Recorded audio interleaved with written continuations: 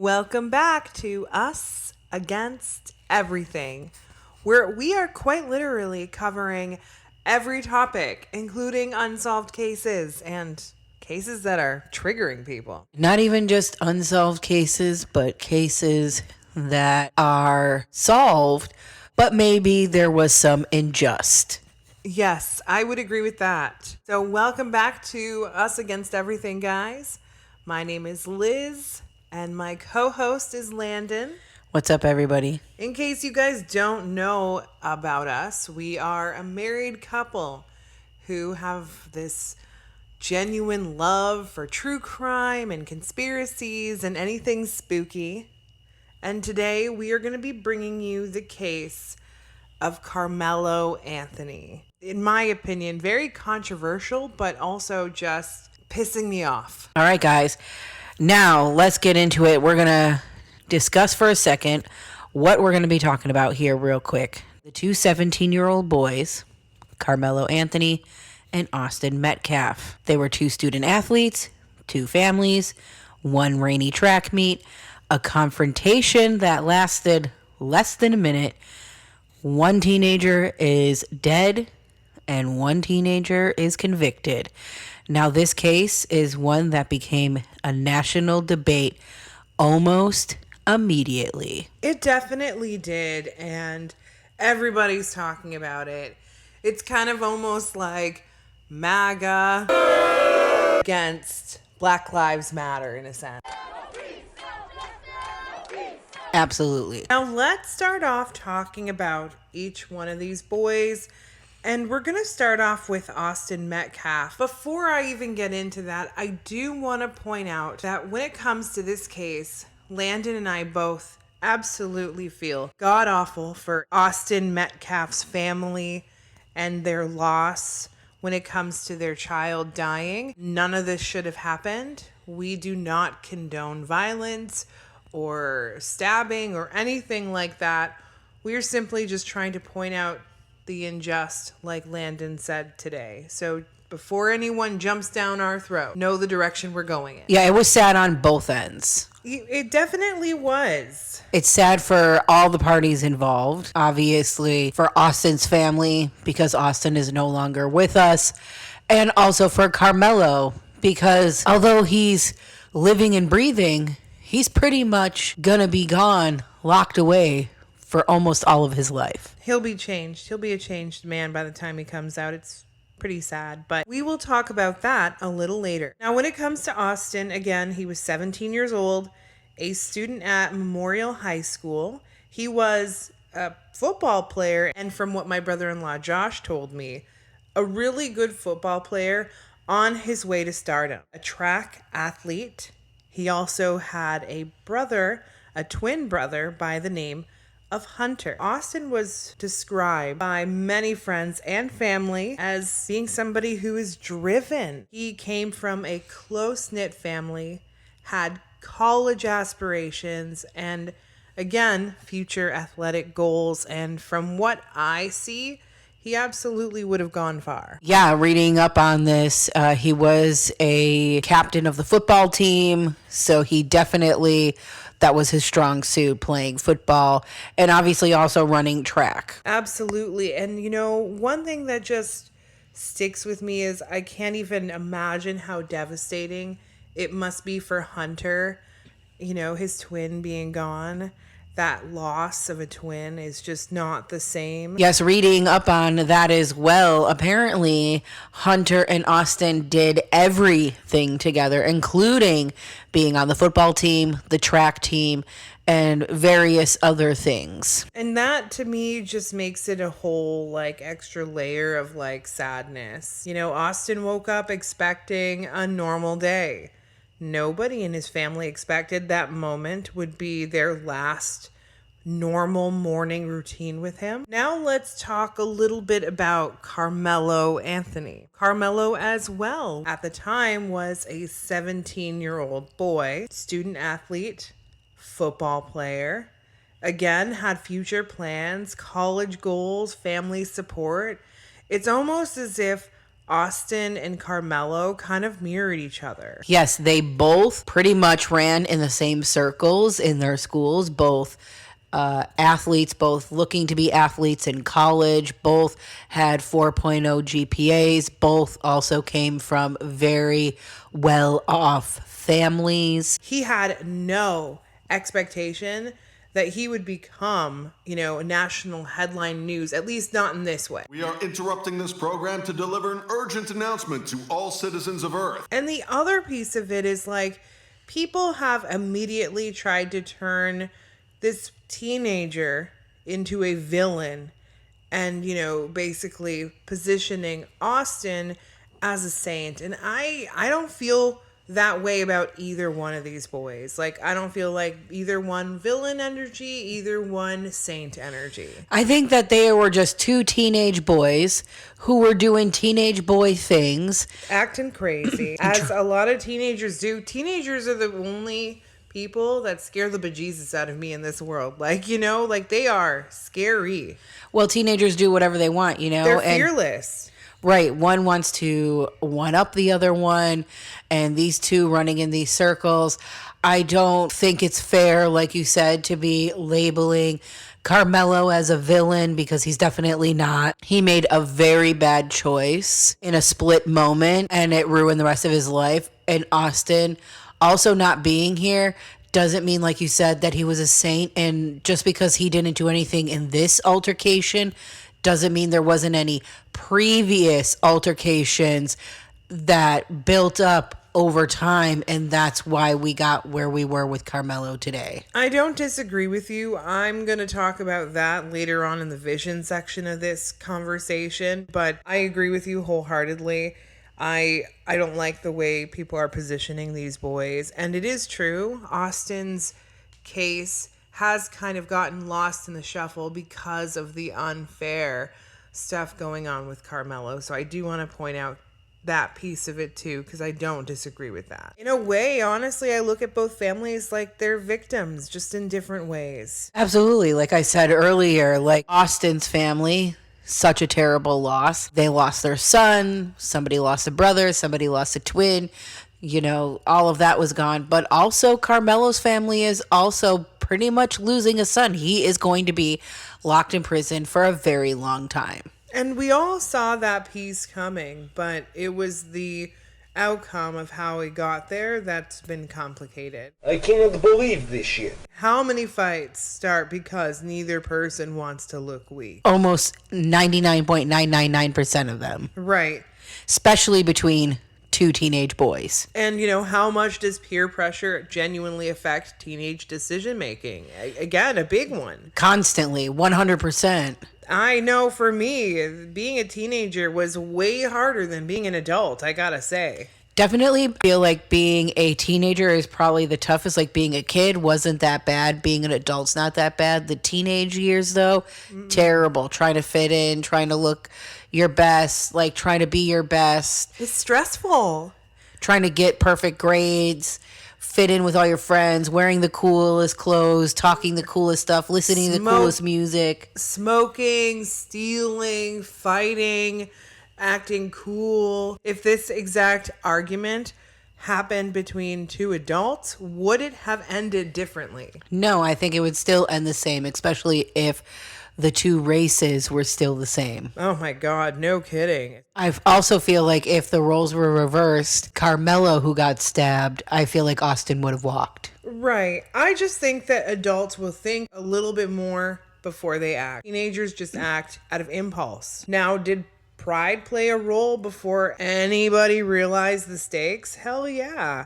I also feel like that as well. Now, let's talk about what happened before they actually knew what happened. Because there's a lot of things going on that are rumors and not real. The day of the incident, the rainy track meet. The incident occurred during a UIL District 11-5A track meet in Frisco, Texas. As we all know, from high school, multiple schools were attending, and the weather conditions were rainy and uncomfortable, and students and athletes were using tents to stay dry between events, which is common. The tents were generally occupied by specific schools and specific teams. Now, did the bad weather naturally increase the tension and frustration? I mean, probably. This was not a party, it wasn't a bar. This wasn't a street fight. This was a school event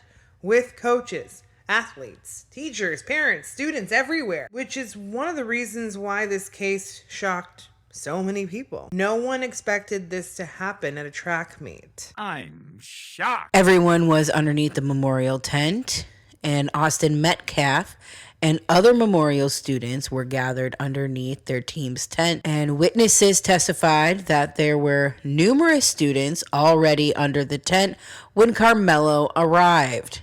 Now, Karmelo entered the tent, and despite attending a different school, he gave one of the people at Memorial's tent a high five. Oh, okay. I didn't even realize that. Then Karmelo decided to take a seat with a backpack, and he slipped his hand in a backpack. So he just put his hand in his own backpack? Yes, to make it seem like maybe he had a weapon or he had something in there. Maybe he was trying to intimidate, rile up the Memorial School team. I mean, if it was me, I would have not done that. I would have gone in the other direction, probably walked out of there. Either walked out of there, maybe you should have went and got a teacher or another adult that was there to be like, hey, I don't know what he's doing over here. We should probably figure something out now. Also keep hearing laughing though too. I feel like everybody was laughing and joking around and all this now when they realized that Karmelo was there. And a few other students had asked Karmelo to leave the tent and go back to his school tent as they were getting ready for some events. Yeah, that makes sense. Karmelo was feeling like, from what I gather, disrespected. Trying to not impress friends. I wouldn't say impress friends, but I would say like trying to, show status. Like, I am above you. Like, you're not going to make me feel like I'm beneath. Absolutely. Now, witness testimony suggested Karmelo was asked to leave. Several witnesses claimed he was asked more than once. I mean, Karmelo, you need to leave now. Come on, let's go, Karmelo. Like, I don't know. When you're in a heated situation, people are calling you to leave. You ain't going anywhere. That's just my feel on it. Like, you shut everything out, Reports vary regarding exactly how many times, but I think it was maybe 2-3 times. Well, from testimony from the students, they said it was at least 10 and 15 times he was asked to leave. Good to know. One thing people argued about online was the number. 2 times, 5 times, 10 times, 15 times. I mean, you're saying 15 times on your end. I'm feeling only like 2-3 times on my end, but who genuinely knows? But let's talk about this here. So regardless if it was 2 times, 10 times, 15 times, 100 times, it should only be one time that you're asked to leave, especially if you're not from that school. Why did Karmelo choose to stay? I feel like he didn't even hear any of it. Like, he might have heard the background side of things, but I just keep seeing like them whispering to each other, saying some stuff, like trying to pump each other up in a bad way. And Karmelo was not going to back down at this point. Because if he knew and chose to stay anyway, that becomes super important. Now, the escalation. Witnesses described tension building. Verbal exchanges began. That's what I'm feeling. Students started paying attention to the argument. Like, I feel like they were like, in each other's faces. The confrontation became increasingly personal.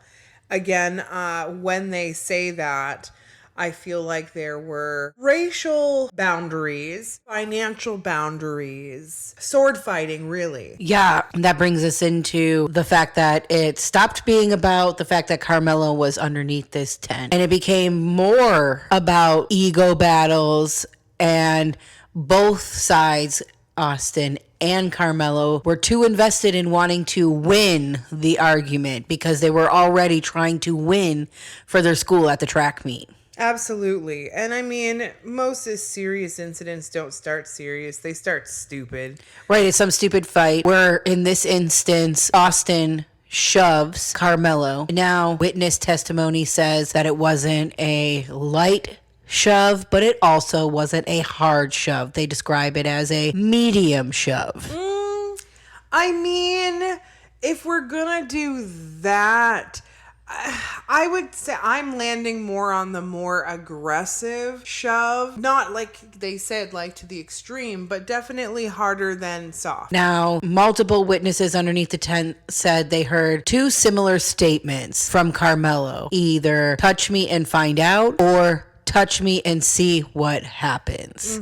That makes sense. He might have even said both, you know? Prosecutors were saying it sounded like a threat. I mean, okay, sure. We'll go with the threat.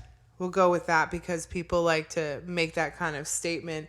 When we're heated, we say some stupid shit. But why is it not okay for Karmelo to say something like that? But again, if roles were reversed, Austin would claim, well, self-defense because he shoved me. Right. And I was trying to defend myself. So again, it's only okay for certain people to say phrases, but not other people. And Austin was starting to be the aggressor. A lot of people are looking at it like Karmelo was because he was underneath this tent. But from what witnesses said, Karmelo was there and saw a friend initially. So who, when you're a teenager, doesn't go say hi to your friends, good luck to your friends, all this other stuff. Right. Karmelo didn't at this point put his hands on anybody. It wasn't premeditated by any means. Right, because if it was, he probably would have went in there more crazy as a teenage boy. Guns a-blazing. Yeah, right, and just probably stabbed him right away, said nothing. Or brought a gun. Right, whatever the case may be, he would have went in there totally aggressive if he was planning it and would have did something more. I don't disagree with you. I honestly feel like, and I've always been taught that somebody hits you, it's fair game, you know? Right, if somebody puts your hands on you, then you have every right to defend yourself. Right, that's kind of my thought on this as well. So Austin being the aggressor initially by putting his hands on Karmelo, now you have opened the door for Karmelo to feel like he has to do what he has to do now to save himself. Now, witnesses discussed, Karmelo's backpack. Some testimony suggests his hand was near or inside the bag. I agree with that. And then it became a big part of the courtroom discussion. Was he trying to intimidate people? Was he reaching for something? Was it meaningless? I mean, like we said earlier, a tactic to show like, hey, I got something here. Definitely intimidation. Definitely like, I have something in here, and if you don't leave me alone or do what I say or, whatever the case may be, I might use it. Now, the disagreement is what contact meant. Was it minor? Was it aggressive? Did it create fear? I mean, for me, that's when I feel like Karmelo saw red, right? Like he was already trigger level, and this just sent him over the edge. Now, the confrontation moved extremely fast. Witness described only seconds passing. Then Karmelo produced a knife, and Austin was stabbed. Now, this is where people often stop listening to each other. One side focuses on the shove, the other side focuses on the knife. One side says he was touched first, the other says a shove doesn't justify a death. Students began screaming. Teachers and coaches rushed towards the area. Like, where the fuck were they before? That's what I'm saying. You're not underneath this tent to be like watching what's going on. Like you didn't hear Austin and Karmelo yelling at each other because it wasn't like they were being silent. Right. Like, I understand that this incident happened and a teacher can't be everywhere at all times, but I don't understand how something could escalate to this level with children. And these tents aren't huge. Like, how big were these tents? Like, they're usually like just the small ones, the little like 10 by 10. You're telling me that you didn't notice a thing? Yeah, if you ask me, I really believe that they did notice a thing.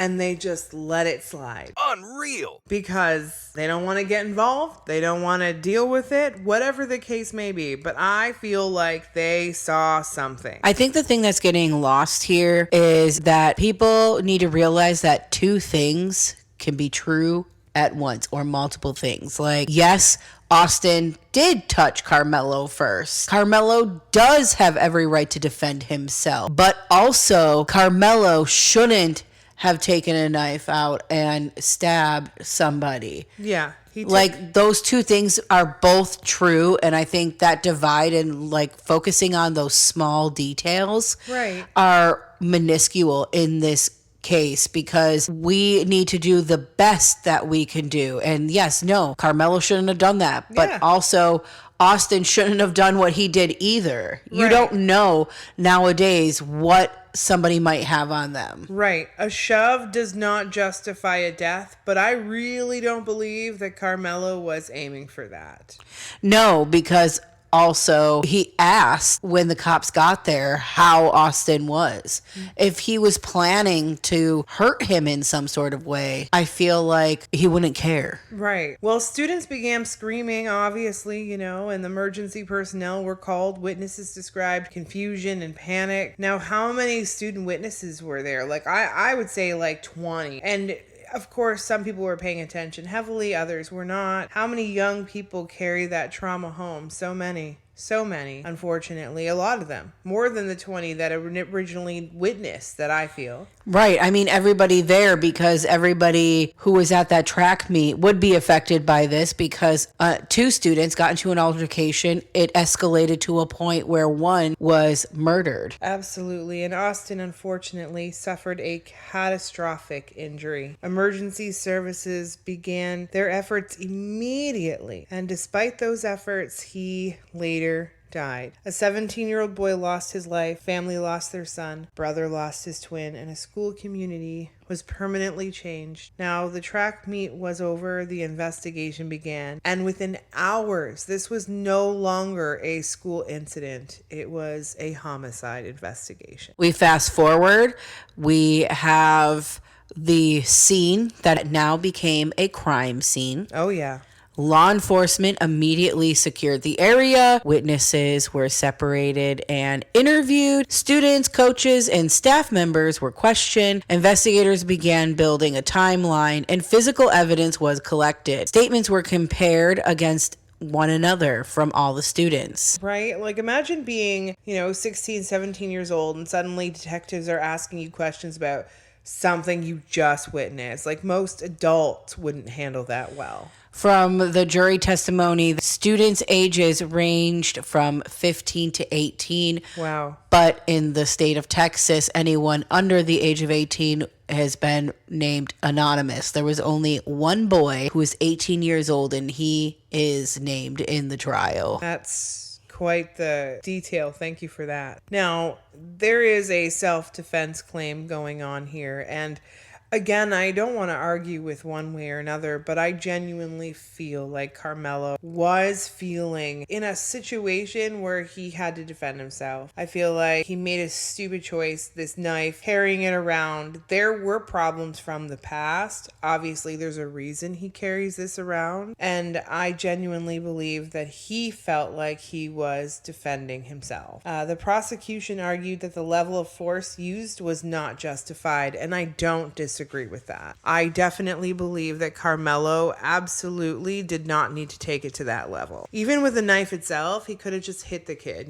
punched him, whatever the case may be. This wouldn't be national news today. Right, if it just became a fist fight and they were just throwing fists or punches or something, we wouldn't even be talking about this right now. Absolutely. And, I just don't feel like the jurors put themselves in any sort of position.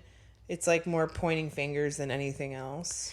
Absolutely. Now, my question is, how do you prove what somebody was thinking in that moment? How did the jurors even determine fear? And how is fear even measured by what happened or what someone believed is happening?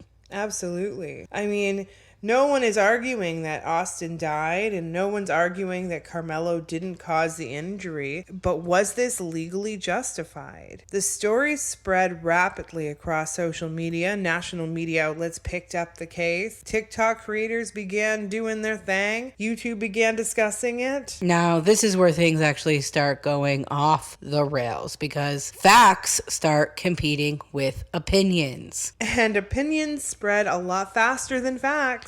Like wildfire. Now, race became a huge part of the public discussion almost immediately.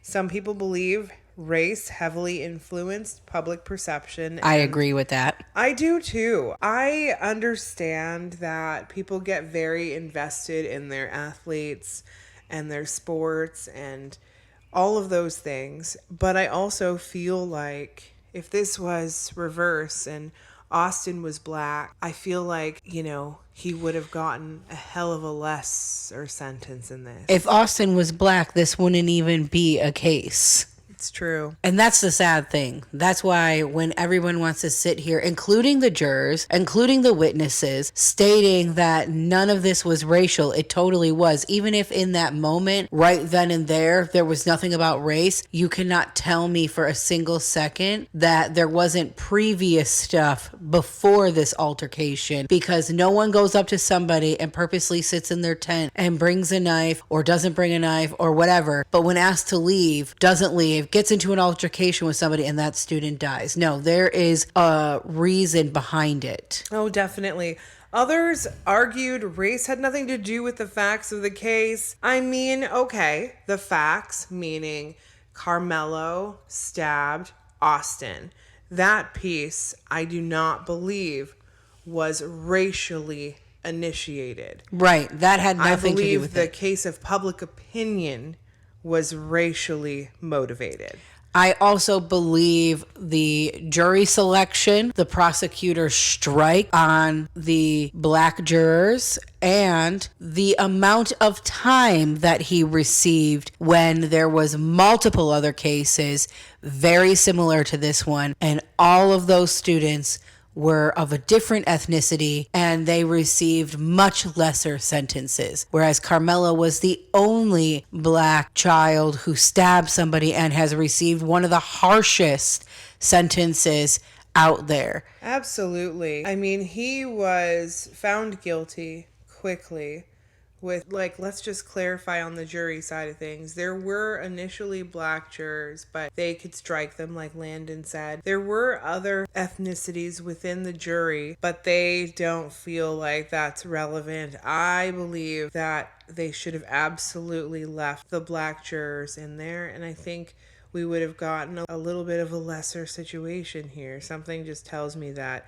if we had that support in there, at the very least, something better would have come out of this. But I just feel like they were trying to make a genuine example out of him and be like, you don't fuck with white people. I 1000% agree with that. I definitely feel like they wanted to make an example out of him, and look at where we currently are today in the United States. We are so divided. It's ridiculous. Like, everybody is against everybody, including people who are in certain communities are also against their own people in their communities. It's fucking wild. A lot of people have been angry since before 2020 happened, but 2020 just made everyone speak louder, and everyone's speaking at each other, but no one's listening. We can all agree to disagree, but we all need to be on the same page when it comes to how justice is served. Exactly. Why is it that Mackenzie Sharilla, who killed 2 people, there was no shove involved, might I add. She killed her boyfriend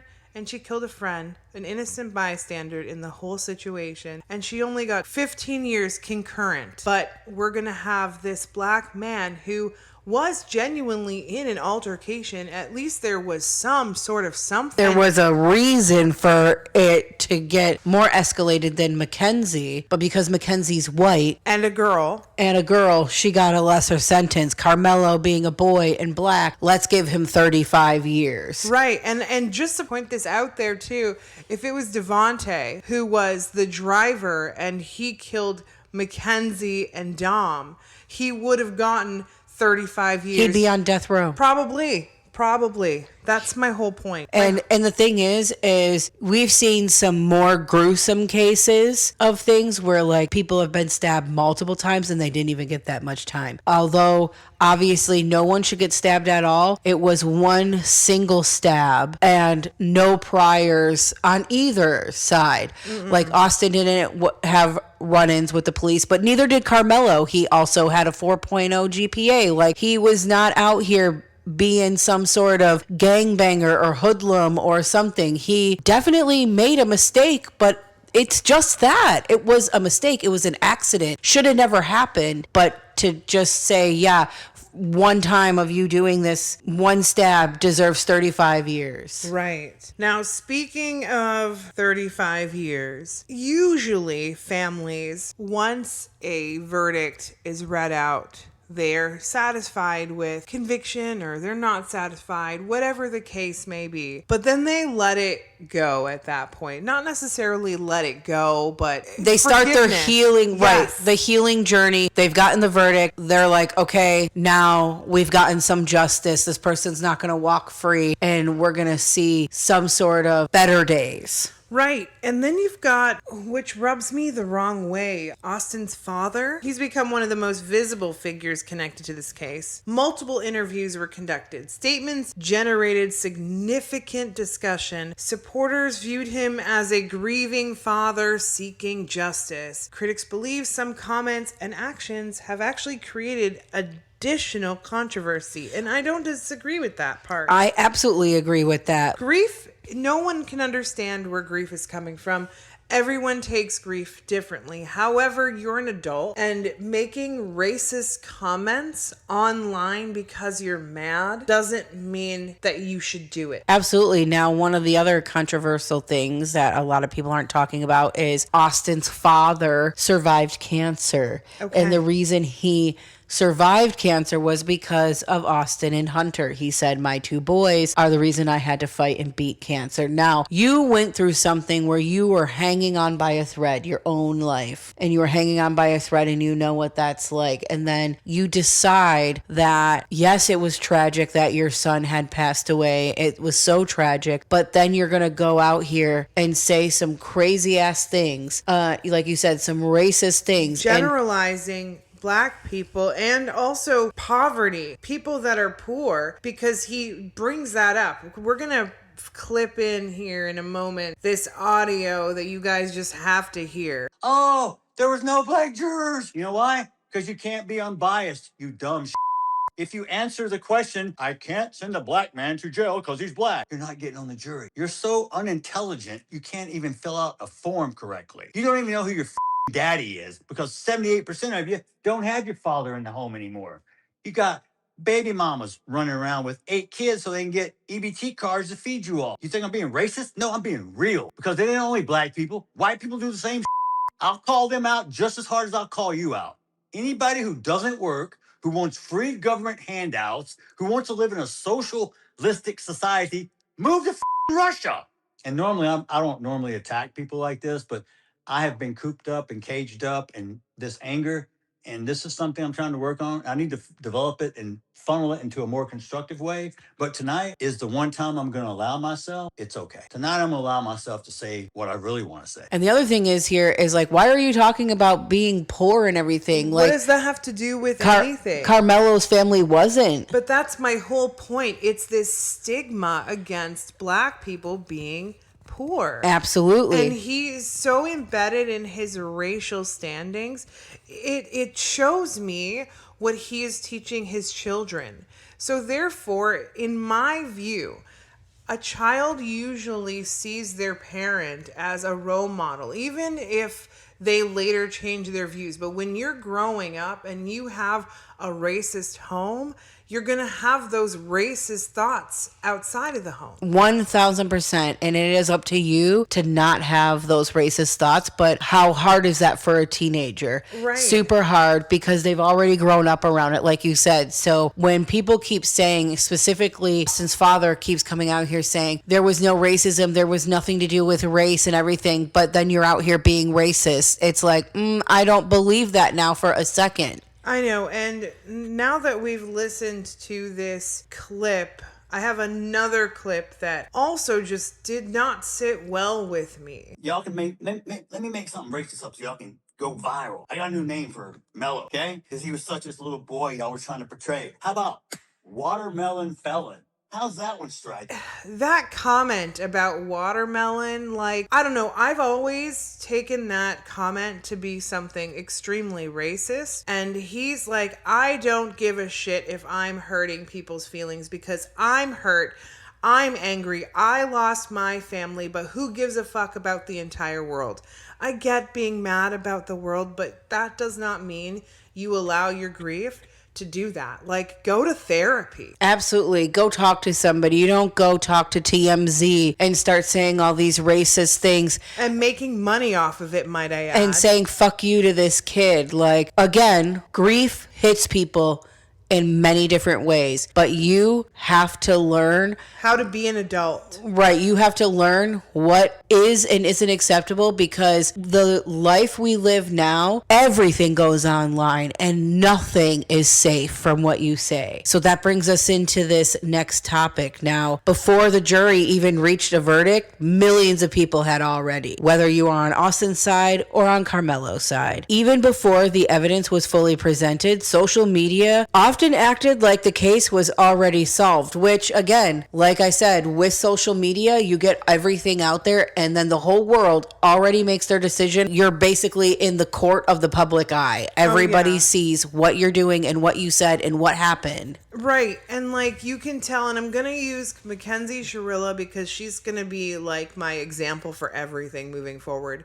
She specifically, when she got read her guilty verdict, it was like, oh my God, I feel sorry for myself, right? And boo-hoo me. When it comes to Karmelo, I genuinely felt like he had some major remorse. Absolutely. I feel like he had it right away. Absolutely. I don't disagree with you at all. I feel like he genuinely felt awful in that moment and wanted to take full responsibility on what took place. He finally had that clarity of like, oh my God, what the fuck did I do? This did not need to go in that direction. But anyways, let's get into the questions that people have been asking connected to this case. What was Karmelo actually feeling in those seconds? Honestly, I feel a teenager who was completely triggered. I genuinely believe that there had been words exchanged, not just with Karmelo, with Carmelo's friends and Austin's friends. Like, I feel like there's this rivalry and it goes back to some sort of game, track, boarding, something, placement, whatever the case may be. It was definitely a very competitive energy. And I feel as though Austin and Austin's crew, and I hate to say this, but I feel like there was a lot of race-related issues there. And I feel like that was definitely also something it was definitely a factor in how they were treated. So I think with Karmelo, he got to a place where he was done with it. And he was like, if I see them boys, like, I am going to threaten him. Like, I'm going to show him, like, you don't fuck with me.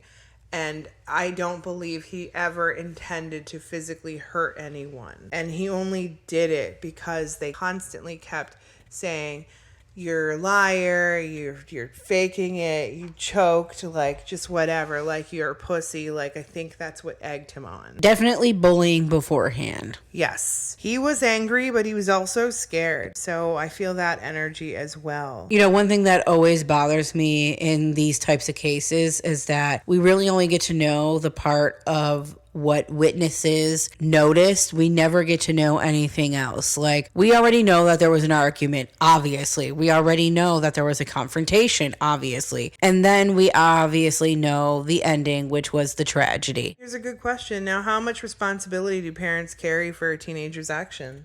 None of them. I mean, as we see with, Mackenzie Shrilla, I firmly believe, like I said, her parents should be held liable because they had to hold her car insurance. They bought her this car and they already knew that she was driving while, under the influence of drugs and all these other things, but they're walking free. And multiple other parents. I think there's only like that one parent who recently, that kid took that gun to that school and shot up. Now the parents are being held responsible because they didn't have their gun locked up in an appropriate way. So it's like there, but what about things that are happening? Like, right.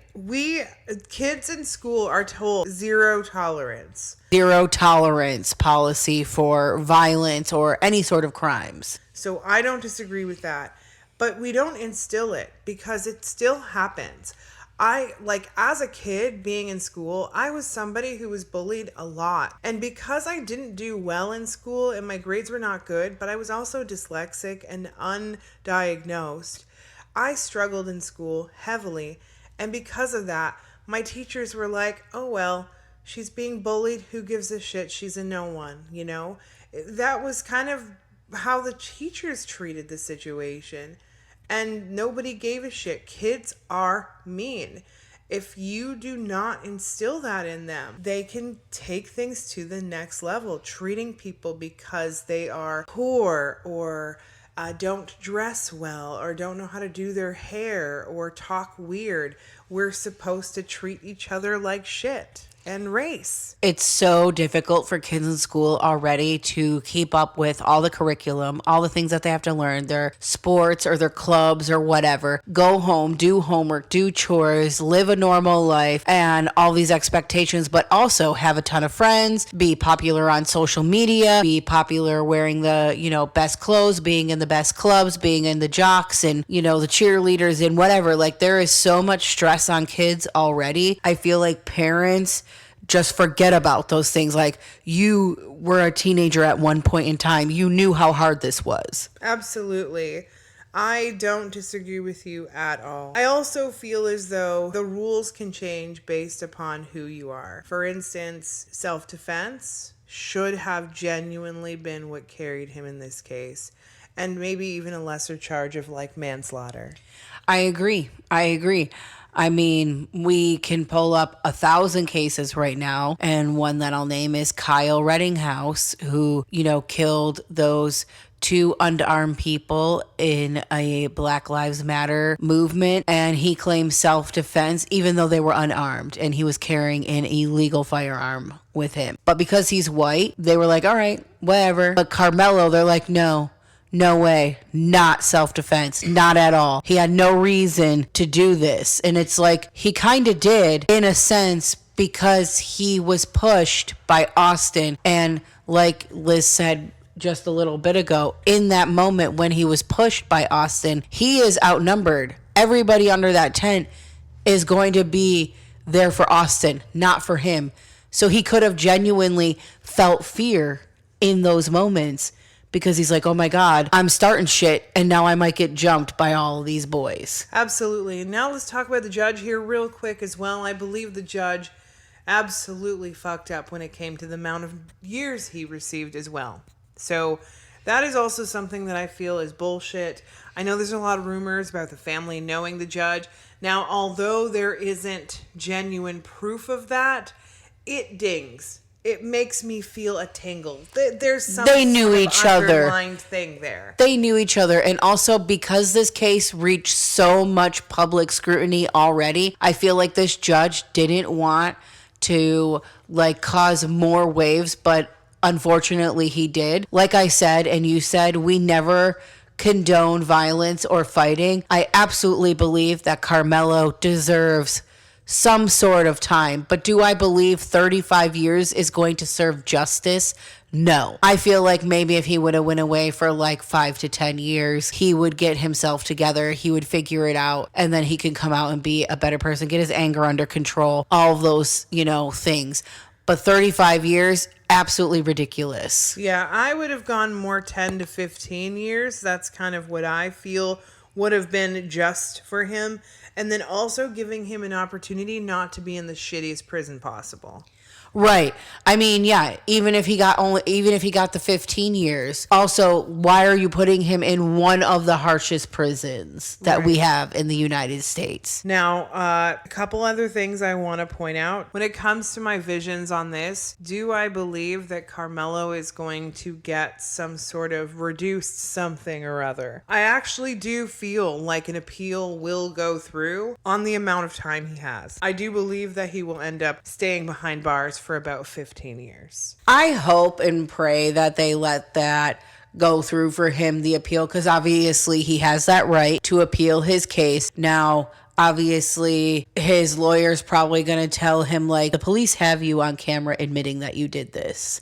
Yeah. Which, there's that. but definitely agree with the time. Yes. So he's not going to appeal saying that he didn't do it, but definitely appeal that 35 years. Appeal your sentence, bruh, because that's ridiculous. I feel well, I know that they have said, already that he's gone forward to appealing. They're appeal. moving forward. I hope it gets approved is what I meant to say. Right, me too, and I think it will, but it's gonna be a minute. Like, I don't feel like we're gonna have this done anytime soon, maybe within a 9-year span. Yeah, he's definitely going to be serving quite a few years before he will get a chance to see another courtroom again. Now, when it comes to Austin, I do want to mention that I've tried channeling his energy, and he's a hard one to get in touch with, I guess because we are on opposing sides when it comes to how things were handled. But he didn't want things to escalate, and he does agree that Karmelo was not trying to kill him.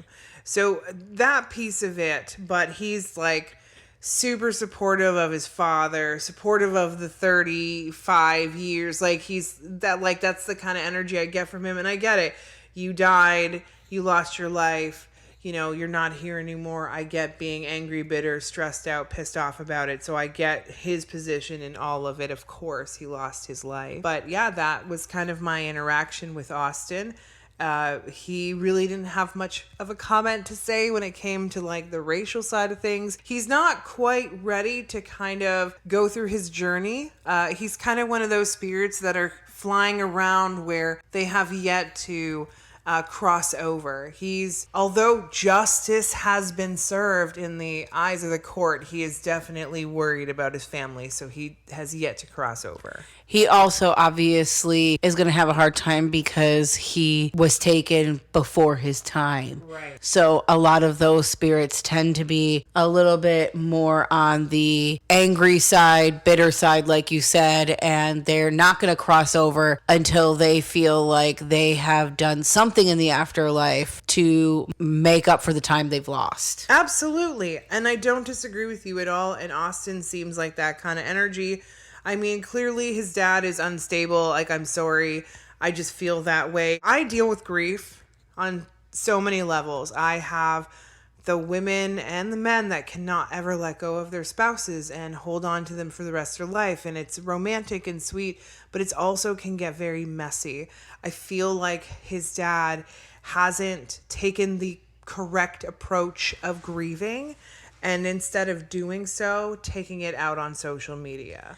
Absolutely. He is like in the angry stage of grief right now, and he might stay there for quite some time. A lot of parents do. And, sometimes I don't blame them for being angry because you're bearing a child. Right. I would be mad about my child being dead too. I just wouldn't take a racist approach, Definitely not a racist approach, regardless of who did something like that to anybody, but it definitely would be hard to forgive. Like, let's take Davion's father, I think Father Award of the Year for how he took his child passing. Right, exactly.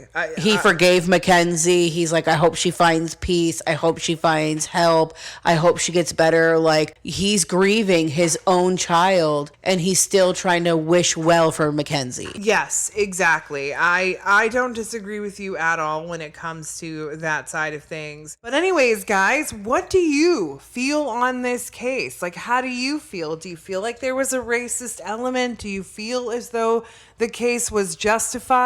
We want to hear your thoughts on it because we love to hear everybody's. And if you do feel differently, explain why in the comments. I'd love to hear your side of it. Absolutely. But also remember, guys, to keep it respectful in the comments. Everybody is allowed to have their own opinion. You also don't need to bully anybody either. Yes, please no bullying. But anyways, guys, I did want to mention one other tiny thing. Next week, we will actually be doing another conspiracy video. Love conspiracy videos. We are going to be covering the Vegas alien incident. And I didn't even know about this like in detail. I knew kind of a little bit, but I want to talk about it in depth with you and Landen. I am so excited to talk about this. I can't wait for that either. And it is always us against everything.